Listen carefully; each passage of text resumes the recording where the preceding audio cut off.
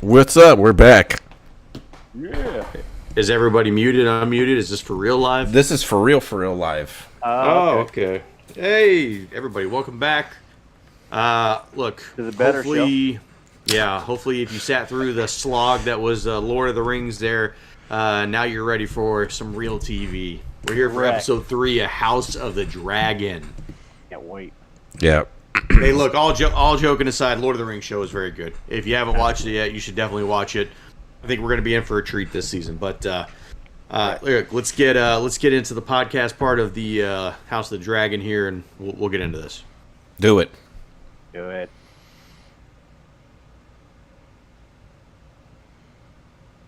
Hello, and welcome to Three Guys and a Mic presents House of the Dragon, presented by HBO.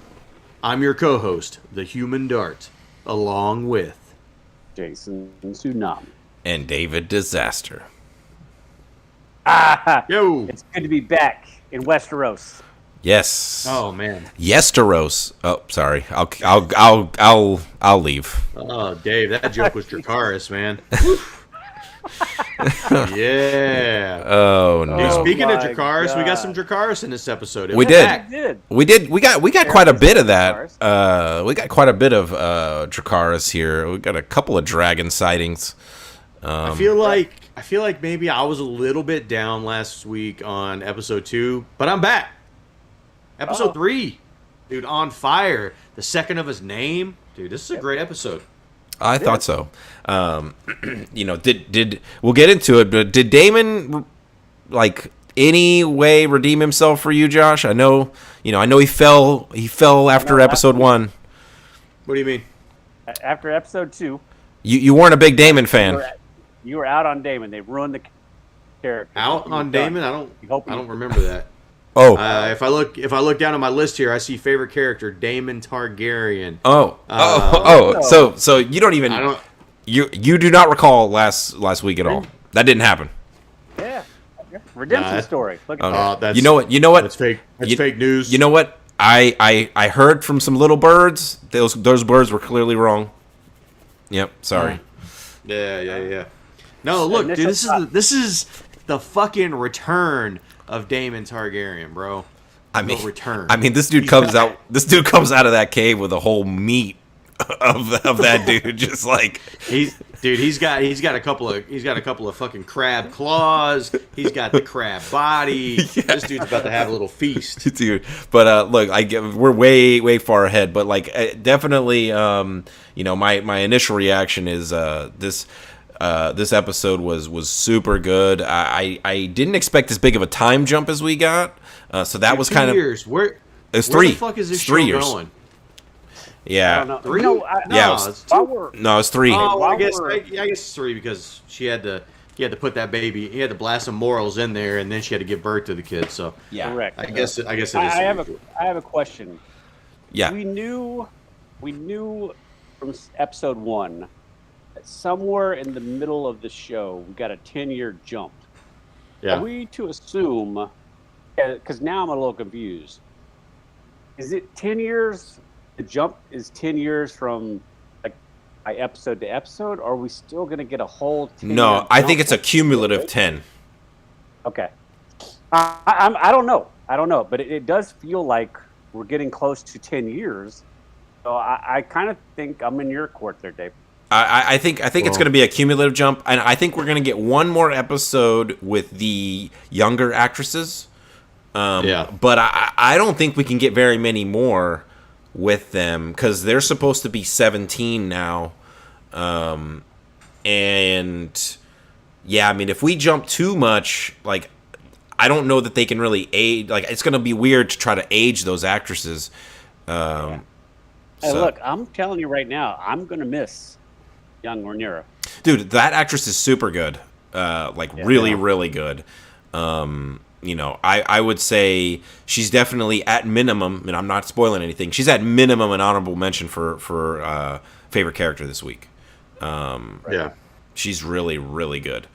So I would say that this episode was very strong. I don't know where it fits in the season for me as of yet, because I do have some issues with this episode. But I thought it was a very strong episode, and and this show is really just it is stacking chips. Oh, right dude. there. I mean, like this to me, I think, if there was anyone, and I'm sure there is, but if there was anyone that's still doubting whether this show can, I'm going to use air quotes for those listening, overcome the season 8 debacle of Game of Thrones, I think with this episode, with it having a trifecta, 3 in a row of solid episodes, you can put all that to rest. I mean, this And is you're doing yourself a disservice if you're not watching the show based on I agree. how Game of Thrones. You're is just being trying to be a watched. contrarian if you're not watching it. because I mean, for me, guys, I mean, I don't, and it's too early to compare. Like maybe we try to do that at the very end of the season, but if I was going to tentatively put this against the Game of Thrones seasons, I mean, this already ranks, somewhere near the top half at a minimum of Game of Thrones content for me. I think it's. Yeah, it's I very think strong. I think it's a little too soon to say that. well, that's why I said tentative. It's going to depend on the rest of the season, but I'm really impressed so far. Yeah. So can I just say that I had a little bit of relief this week. Okay. So I fucked up. Okay. Look, I was on the Facebox, okay, and I follow a Tyrion Lannister meme page on Facebook, okay, and it put the Targaryen family tree on there, okay, and I saw that Alicent gives birth to an Aegon Targaryen, and I was like, no, like. Now I feel like I know something that's going to happen in like 5 or 6 episodes, and it's going to ruin it for me, and I can't talk about it. Nope. And then we get right into the intro of this episode, And it's it's like, hey, by the literally- way, here's Aegon Targaryen. I was like, And it's his second name day, and it's like, oh, Yeah. okay. It's like, oh, I'm good. I'm good. Dude, like relief, man. I was so happy about that because I was just like, thank you. Like I didn't. But ruin when we it. talked about it, we talked about it last week, and you guys were on the fence about whether or not we were going to get a time jump. You guys thought we were going to get a wedding, and I was in the corner of saying, I hope we don't get another wedding, because every time a wedding happens, bad stuff happens. Yeah, in hindsight, I am glad that we did jump 3 years because, we're right now. I feel like the show is giving you like the highlight reel of the things we need to know going forward. Like it's giving you like the main events that are kind of twisting the story where it needs to go. Yeah. I hope at some point that we eventually stop time jumping and we just kind of like we're where we like we're in the quote unquote present day of this show and we're where we need to be and we just kind of go.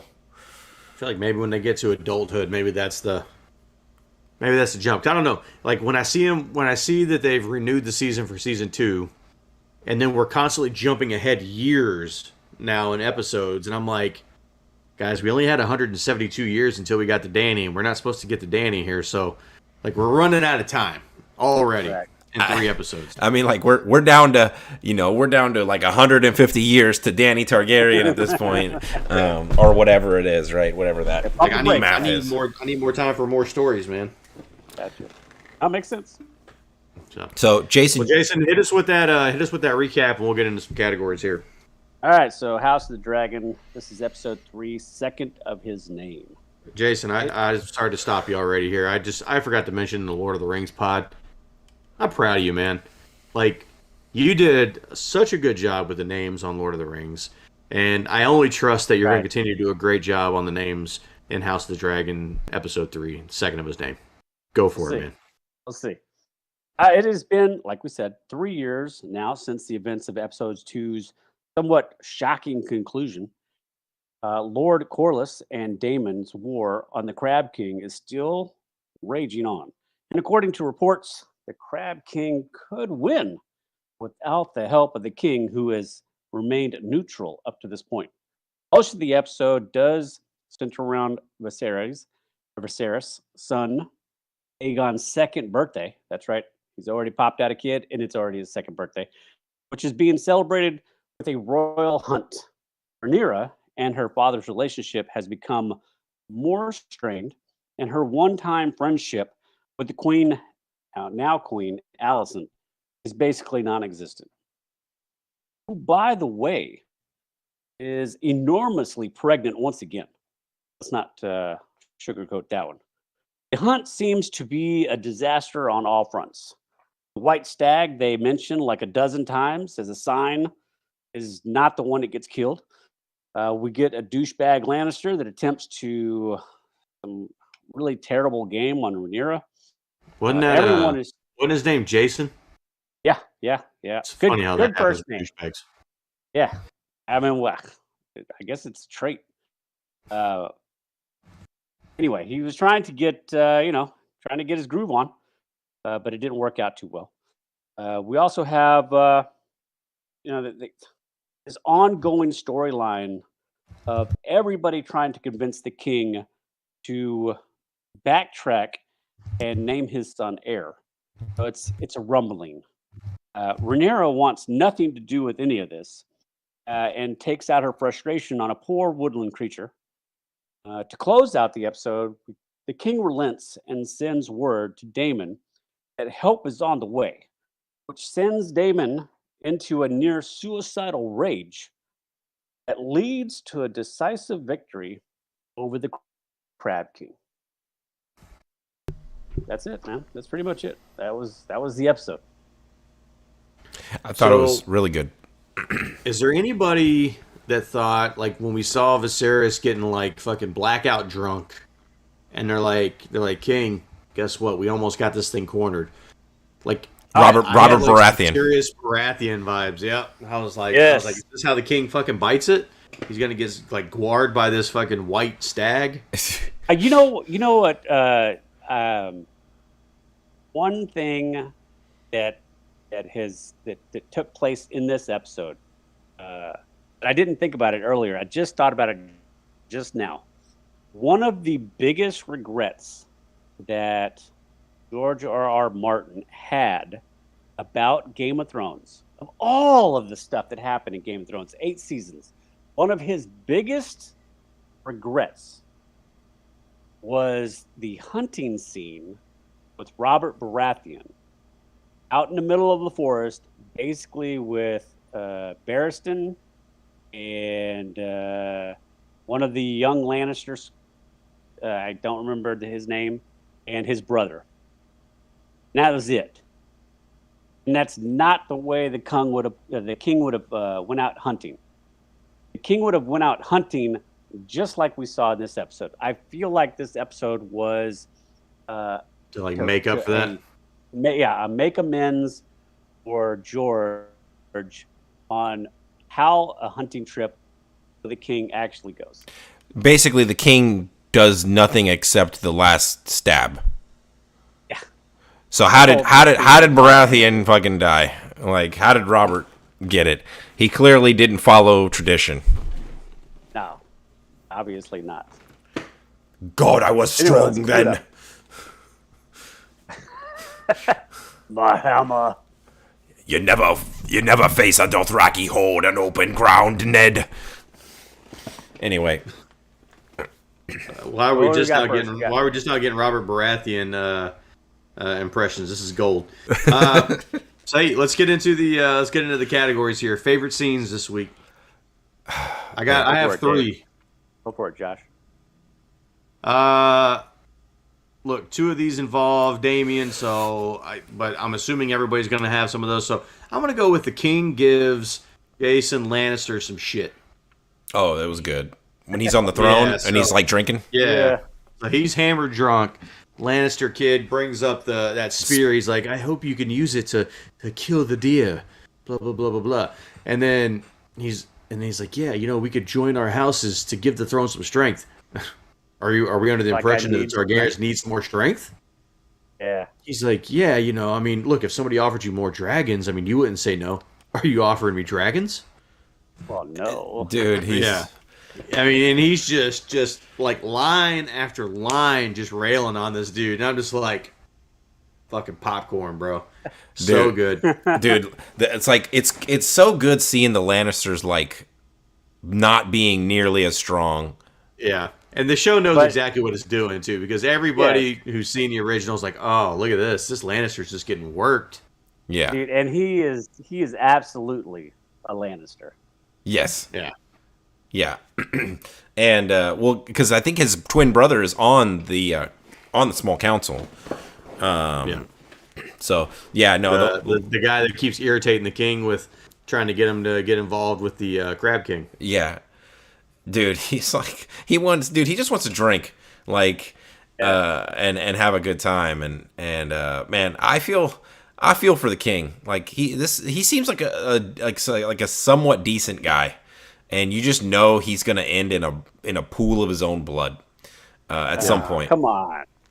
Guy's Yeah. gonna live to a ripe old age, just like everybody in Game of Thrones. Of Pretty old. 45. He's gonna live to be like a nice 45. I think he's probably far outlived the expectation of life in this time as it is already. So Yes. Yeah, probably. what'd you guys have? Favorite scene? You know, I really enjoyed the basically all the interactions between Rhaenyra and Viserys.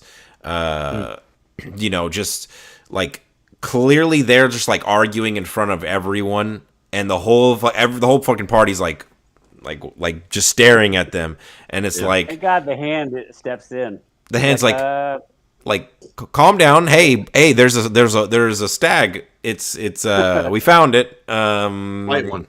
It's a white one. Yeah. And it's like, dude, how is that even relevant right now? Like this dude's talking to his daughter. And This is, I guess this has just been bubbling up for 3 years. oh Well, yeah. 3 years. I mean, obviously since he made a decision to marry Alicent, but then definitely whenever she gave birth to Aegon. Yes. Yeah. And man, you know, it's very clear that Rhaenyra is, you know, feels like she's going to be betrayed. And so in her mind, she probably feels like, well, why should I even give a shit? You know, if he's just going to name Aegon the heir, you know, then I'm just done. Like I like that initial opening with that first interaction we get with Alicent and Rhaenyra. And the singer. Yeah, Samwell. And He's like, hey, do you want me to play a different one? He's like, nope. Go ahead and play the same one. From the top. Yeah, and then you know the queen comes and then you can, the way she says, "Your Grace," like Rhaenyra's like just totally laying it on, and you know I having this back and forth power struggle with this. Yeah, and he's like, the queen commands you. Yeah. Yeah. And you know, I kind of in that moment I kind of did feel a little bit bad for Alicent, because I got the impression that Alicent genuinely misses her friendship with, like, he misses her friend. Like, and you know, and kind of wants that back, but like it's too late. Like it's too far gone. Like there's no getting it back. Plus, I think any feeling bad for Alicent is gone once she gets to the end of the episode. It's very clear now that her and her dad are working the king. They are together, which is like from a like intrigue standpoint, super good. Yeah. So, what other scenes y'all got? My favorite scene would be right after the king guts this defenseless deer, and he, everybody's celebrating and stuff, and here rolls up Rhaenyra, covered just like head to toe, all in her hair, just bloody all over. And after she saw the white stag. Yeah, and she's dragging this giant dead boar through the camp, and you can see there's on some of the faces there's a respect. Yes. Yeah. On some of the other faces there's like a shock or disgust, because she is covered in this blood. She is eating it up. She walks by the king, and you just saw him have to have the whole stupid, the circumstance in which he kills this deer is just bad. Like, he stabs it once, and this thing just goes to squealing like a crying baby. And he has to, And like, then he has to do it again. yeah, stab a little to the left. Yeah, and his daughter basically one ups him. Yeah, and now look, with the help of Sir Kristen. Yes. Now, yeah, realistically, as soon as that boar got on top of her, it would have gored the shit out of her. But that wouldn't have made for a good story. So she was able to hold it off just long enough until Crispin stabbed it through the head or whatever. Yeah. That was my favorite scene. Josh, you got another one? Yeah, just one other scene that Bear's talking about is just Damon charging the beach. Because me and Amanda were just watching it, and she's like, "Is he surrendering?" I was like, "I feel like maybe it's like a peace talk kind of thing." And then he's got like the sword up. I was like, well, okay, like maybe he'd rather give away the land than have his brother help him out. I was totally like, I was not anticipating him. You got okie doked. Yeah, cutting this first guy down, and then I'm sitting there like, you got all the archers up top. What are we talking about? And then like he takes off, and I'm like, it just seems kind of weird that he wouldn't get hit by arrows, and then all of a sudden it's like, three of them. Had only Rickon read the history books on how he survived. I thought about it. I was like, man, this dude is like dodging hundreds of arrows. Yeah, Rickon got lucky and dodged like 3. Yeah. Now, he did get caught by a few of them. But man, then it was straight Dracarys and melted all those dudes. Yeah, dude, Damon he's a fucking badass, dude. I mean, how many? I almost wish I would have asked you to count it, but I didn't want to spoil anything for you, Josh. But down to about a dozen. Like how many did he kill easily before he got? I think it's at least 20 or close to it. Yeah, he was crushing. He's mowing them down. Look, again, bad guys. If you're watching this show, don't run at the good heroes. Yeah, and your boss sends you out in a pack of 5. Don't go staggered. You go all at the same time. Go all at once. All at once. Yeah. The only other scene I had was just at the opening, and it was just Damon raining fire on the Crab King and his troops as well. Dude, that fire, like it literally like disintegrated one dude except for his leg. His leg from the calf down. Yeah. But the rest of his body was like dust. Yeah. Well, that scene too, it gives us the return of the best category in the show, which is best death. Best death. Oh, and the dragon stomping that dude. Absolutely. He's like, save me, my prince. My prince. Me. And it just goes. And dude, how much blood comes out of this dude's top of his body? Oh man. This dude got squeezed like a toothpaste. Hey, I know. Look, I will say this. He died a better death than what he was going to get. Oh, dude, like versus getting eaten by crabs? Yes. Yeah.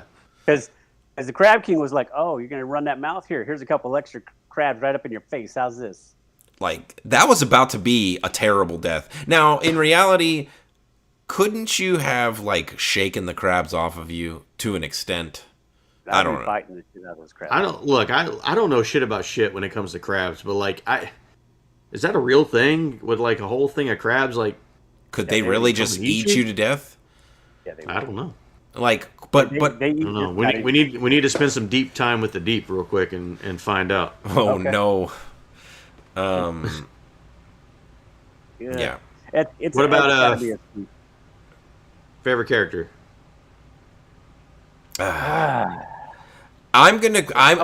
I predict that one of you is gonna say Damon, so I'm gonna go Rhaenyra. My man's back. It's Damon Targaryen. He's back. I'm gonna go Rhaenyra. I'm gonna give her the nod. I think I just I really was into her storyline this week, and I think she took it for me. It's a good choice. I'm gonna go a little bit outside the box. You're gonna go the White Stag. Yeah, because he was a boss. No. I'm going to go with King Viserys. Okay. I felt as though That's a good choice. he is a man at odds. You get fairly decent amount of his inner conflict in spoken word without doing anything that's too awkward. Like he talks about, the Targaryen line has dreamers and dragon riders, and he was hoping that he was a dreamer because he's had these vivid dreams that are as real as this or that, whatever example he's using. And this is multiple times he's talked about it. And the whole dagger is surrounded and shrouded in this, this vision. And the whole reason why the Targaryens came across over to Westeros was because of a vision. And you can feel the pressure mounting. Yep. Like, he is a man in conflict about the decision he made concerning Rhaenyra. And I just felt like it really played out. And he allowed himself to even become more open in the scene with with his wife, because he's shit-faced. So he loses a little bit of his inhibition, and he really kind of lets his guard down in front of her. He's my MVP. He's my favorite character this week. Mm-hmm. What about least favorite? Crab King. I agree. That was brutal. He never talked, and he didn't even open his mouth, and like he didn't even fight. Like, we never saw any. All of I that. did was just head nods. Yeah, and then like you don't even get to see the fight. Like it's whatever. It was. That's part of what he is in one of my main issues for this episode. Yeah, same. Because I guess I'm looking at like, okay, we've been fighting this fight for 3 years, and now like all of a sudden Damon rolls like within minutes, Damon rolls up on this dude and cuts him in half. Yeah, like why didn't you just do this 2 years ago? Yeah. I don't know. I would say that part of the issue that I had with that storyline was the fact that they're on an island, hiding in caves, and you have a dragon that can blow straight fire into the cave. Why not just seal the caves? Yes. Basically, once that fire enters into the cave, it basically evaporates all of the oxygen in the cave. This is exactly how warfare happened in World War II and in Vietnam. When you needed to get people out of a bunker, you call the guy with a blowtorch. I mean, you've got a living, breathing blowtorch. Use it. Well, look, I think that's a good choice. I do have him in my issues in terms of just all that stuff. But my least favorite character this week is Alicent. I can understand. I think we're seeing a transition. I think she's painting this picture. I agree with you, Dave. I think she does miss her friendship with Rhaenyra, because that was like the best thing she had, especially after her mom died. But I think now her and her dad are now they're 3 years deep in this scheme. I think early on maybe it felt a little bit more of like her dad pushing her into it, and she was innocent in it, but he told her what to do, and she immediately went into the room to say, "Hey man, Aegon needs to be running the show." Yeah. Immediately. So yeah, for that reason already, I'm just like, Alicent is already like, she's going to be the Cersei of the show. Dude, I mean, like, Otto recommending he betrothed Rhaenyra to his own son. Yeah. He's like, and it wasn't even him saying, that's her brother. It was, he's 2 years old. Yeah. Yes. Well, we know that, unfortunately, in-house marriage, as it were, is Targaryen thing. Is a thing. The Lannister thing later in life. Yeah. Spoilers. So, man, but dude, Otto is he's not an MVP for me because he just didn't have enough screen time here. But man, that dude is conniving. Yeah, I think his true MVP turn is coming later in the season. Like he's gonna end up pulling off a big old switch. Okay, well, he's in my thoughts that we're going to talk about later. So, All right, what's the next category? Issues. We've already kind of talked a little bit about the Crab guy. Do we want to expand on the Crab King a little bit? yeah, I would say that's one of my main issues. I'm not a fan that that we didn't get more of a drawn out battle with the Crab King. And I know Josh wasn't interested, and ultimately in the end, I wasn't either, because Dave's point, the guy never said a spoken word, and he never did anything. You didn't even know anything about him. That's my problem, is that how does this help ultimately Aemon if before this suicide mission, like, his own men were questioning him as a leader? And I just feel like to smash all of this into 20 minutes of this episode, I don't know, man. It just left me a little flat on this storyline, I guess. Yeah. Look, for me, I agree with Jason for different reasons. My only issue is the Crab King, and like you had Damon roll out with like a fourth of this dude's carcass, right? If not more, maybe even a third. Why didn't we see that fight? Like, yeah, can we just get that fight? Like, couldn't it have been quick? Like, we don't need the dismemberment part. Save that for, off screen. But could we at least get them having a little standoff? Like, was there not 90 seconds in this episode you could have trimmed to fit a 90-second or even 60-second fight? I mean, what was even the conflict? He was stealing. He was burning and stealing their ships because so they're. I know, but like why? Like what motivated him to do so? No idea. I presume that he was like a pirate in the sense where they're just trying to get resources. I mean, we never really know. Again, they don't explain it. So yeah, and the other part is like to what Josh just said. When you make that decision to become a scourge of the seas, right? Knowingly accepting this and saying, yeah, this is who I'm going to be, and I'm going to get all these people on my side. Nobody was like, hey, the king's got like 20 dragons, right?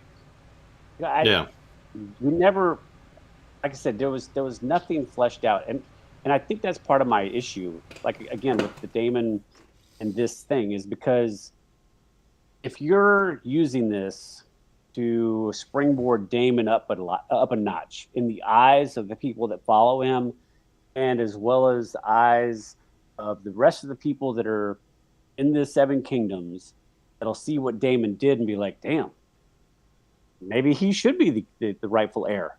I don't think they gave us enough of Damon being a badass and leading his men into battle. Give us what I think they're trying to convey. That's all. Yeah. I think I agree. I agree with you. I think the only thing I think ultimately what they're going to lean on, I guess you can count this as a prediction, is the fact that yes, Viserys wanted to send them help, but instead of waiting for that help, Damon just handled it himself, basically. Well, why now after 3 years? Like, again, I feel like this just now. You guys are bringing me down off my Damon high right now, because again, they've buried this guy now because they say, okay, look, this guy hasn't been able to take out this presumably pretty weak Crab King here for 3 years, and now all of a sudden, when his brother's like, hey man, I'm gonna roll up and help you out, now he nuts up and comes up with a plan to get him. Like, I don't know. I feel like the show is still burying Daemon Targaryen a little bit. I just, like I said, and yeah, to what you're saying, like, I just felt like like you left some meat on the bone that you could have gotten. Yep. Yeah. What other issues that were not Crab King other related? issue. R.I.P. Crab King. So my other issue is hashtag crab life. I guess is this. It's the explaining of things that should have already been talked about between characters. And that is this exposition of dialogue between the Queen Alicent and Rhaenyra. Like I hate when they do stuff like this. It really is stupid. You do it 3 years after the fact.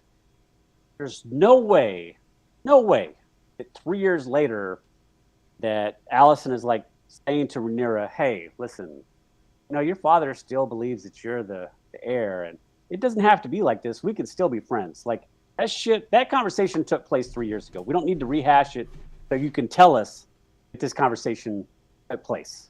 I hate stuff like that. I just can't stand I think it's purely there from an episode standpoint. It's purely there for you to feel some kind of way for Alicent, to then see it switch over to the other side when she's scheming against the king. And I agree with I think that's the only reason it's do. there. It's to move that particular plot, because they want you feeling this way about Alicent until the end of the episode, when you're like, oh, okay, she is now in on it with Otto. You agree, Dave?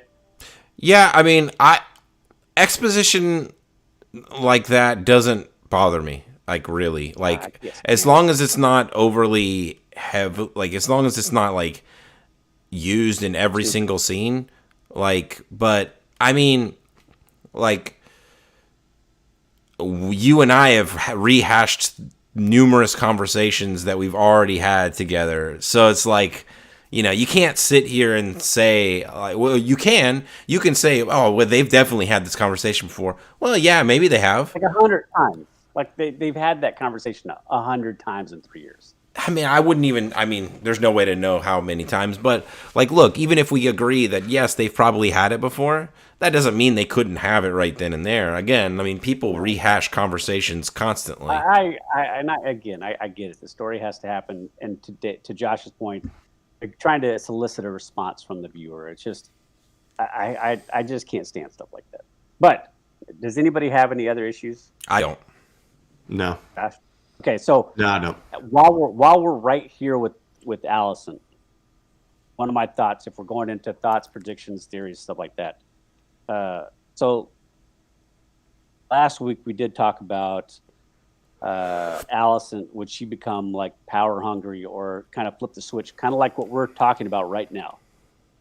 But in this episode, like, Otto is kind of pushing her in the direction that he needs her to push the king, right? Yeah. I mean, he's in the driver's seat for sure. Yeah, for Aegon. Now, my question is, do we think ultimately that Alicent would have turned on Rhaenyra had Rhaenyra not acted like a child these last 3 years?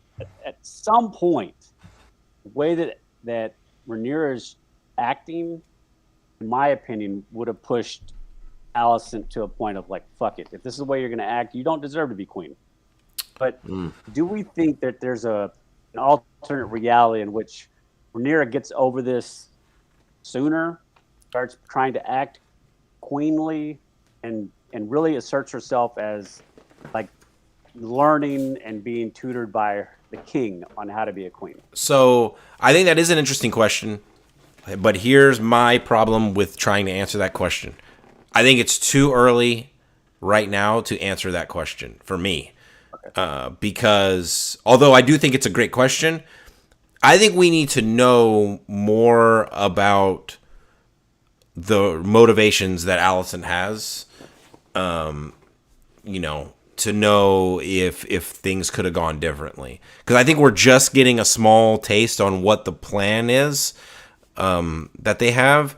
And, I still don't know how Alicent feels about Rhaenyra specifically. It's not clear whether she's just doing...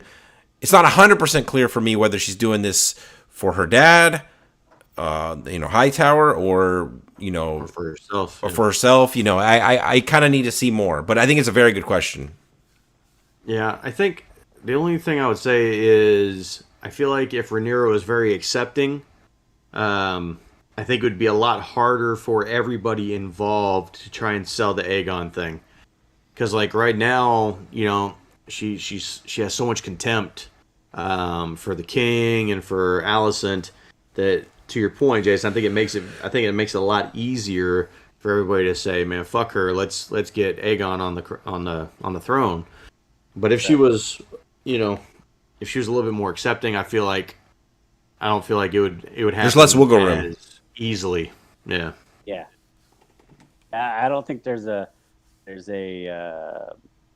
like a division that's more 50-50. I think if Rhaenyra is more accepting and not acting like a childish twat about it, I think maybe it's 70-30, something like that. Yeah.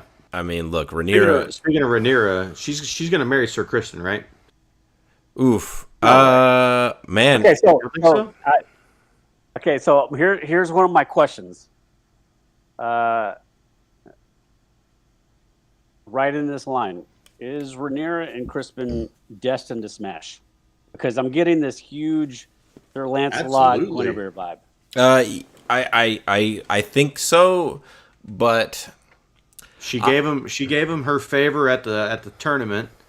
She picked him to be in the King's Guard. Like she's definitely interested. I don't think young Rhaenyra is going to hit it, but I think 10 years older Rhaenyra is definitely going to get up in there. Now, he is very much the Sir Lancelot. Lancelot, look, man, he caved once. Once she started showing a little too much flesh, like he finally caved. But do we think Kristen's weak, or does he stay strong? Well, I mean, I don't know, but I guess he's not supposed to sleep with anybody. Like he takes up a vow of celibacy, unlike is that still a thing at this time? Yeah, they talk about it in the episode. Okay. Yeah. Okay. They talk about because he's talking about like times he thought about possibly having a family and all the other things, but gotcha. Now he can't. Okay. Yeah, I mean, I think so. But because of there's no way they get married. Because of his vow, I don't think they make that possible. He stays strong. Good call. Okay. I didn't consider that. I think he stays strong. I think that's just another potential letdown that pushes Rhaenyra over the edge. Yeah. Whatever that edge might be. How quickly is someone going to suggest, or is Rhaenyra going to suggest just marrying Daemon to like solve the problem? I don't see that as the play right now. Well, look, I know what we said after episode 1. Like, there's something between them. Well, yeah. Well, it's something that the king said. It's like, yeah, you use marriage as a tool for political gain and all this, that, and the other. Okay, well, the Prince Daemon, there's dissension there. There's dissension with Lord Corlys. I'll just agree to marry Daemon, bring Daemon right back into the fold. And I like it. And Corlys will come right along with Daemon. Everything be hunky-dory. We'll promise Aegon to one of Corlys's family. And that's it. Done. I'm going to, just to be the contrarian, I'm going to flip-flop that. And I'm going to say that she tries to hook up with Corlys's son, the one that was riding the dragon. Yeah. And then flip-flop that with Daemon, I assume, has a kid by now. We don't know yet. But if he does... I'm going to say no. He doesn't have a kid. Then they could get married to Aegon. Ash, what do you think? Because that was my other question. Who do we think Rhaenyra is going to choose to wed? Well, look, all my thoughts went towards the knight, so I haven't given this any other thought. So, I have no opinion on the matter. All right. I do have one other question. Okay. Go ahead. All right, so white stag, brown stag. Yeah. What's the larger meaning of this, we think, right? So the whole time we know they're hunting this white stag. It's supposed to be this white stag, which is supposed to be before the dragon was the king of, the royalty of this area, right? Yes. And it ends up being this brown stag and this sad way to die. And then we see Rhaenyra actually get to have a small interaction with the white stag. Like, what's the larger meaning of all that? She's the rightful. I don't know if she. I think this is more. I think it's a good omen for her. Yes, and a bad omen for Aegon. This is kind of like it's kind of like finding the dead stag and dead wolf in the early first season of Game of Thrones, where both of the I guess the main parentals that overlooked the house, which was the stag, that's Robert Baratheon, the wolf, Ned Stark, both ended up dead as shit. Yeah. I don't know what that means. We think it's just a positive look for Rhaenyra. I think so. Look, I'm pretty sure Aegon becomes king at some point, right? I mean, I don't know. I guess I've heard the name Aegon so many times over the series that I always associate Aegon with success. Well, I predicted that the real war was not going to be with Daemon and his brother, but most likely it's going to be Rhaenyra versus Aegon. Yeah. Because they're planting too many seeds. Where there's this much smoke, there has to be fire. That they're going to try and name him the heir to the throne. Something's going to happen. And if we get, how many episodes are in this season? 8 or 10? 10. So if we're going to have if we got a 10-year jump at the midway point, Aegon would be 15 or 16 years old. The episode 6 or 7. If it jumps ahead a solid 10 years, I thought we were saying this was going to jump a total of 10 years over time. Yes, I mean, like I said, if it went that route, he would be 15. Because then if it goes that route, he'll be 10 years old, ish. Well, right now he's 2. If we get another 2-year jump for the next episode, and another 2-year jump after that, and then a 10-year jump, he would be 15, 16, 17. So you're saying if they don't do cumulative? Yeah, if they go cumulative, we might have to wait until next season. Or maybe that's what would be the cliffhanger at the end of the year. The king dies and Alicent pushes Aegon and he just steps into the throne. Like they have with, as far as what they did with Cersei. When Tommen died, she just I'll take the throne. You could have a situation like that where the king dies and I wouldn't say in secrecy, but everybody comes together and a whole bunch of people bend the knee to Aegon. That could be, the end of this season, and he could be, 12 or 13. Yeah. I don't know. Look, it's going to be interesting to see. I think the show is doing such a good job right now. It's given us a ton of good stuff to talk about. Look, as always, it's done a good job, and you know that because I can't wait to watch episode 4. Yeah, absolutely. So, hey, hopefully you like this content. Subscribe to the channel here. Stick around for next week. We're going to be coming back with Lord of the Rings episode 3 and House of the Dragon episode 4. And we might have some time for some metal content somewhere in there, but God, we're drowning in all kinds of other shit. So hopefully we'll do some metal stuff soon. New Megadeth record dropped. It was pretty good. New Blind Guardian record dropped. It was pretty good. New Ozzy's coming out next week. I know Dave's excited. I'm super excited. Hey, in the meantime, we'll see you guys next week for Lord of the Rings and House of the Dragon. Live long and prosper. Take it easy, everybody. Later. See ya.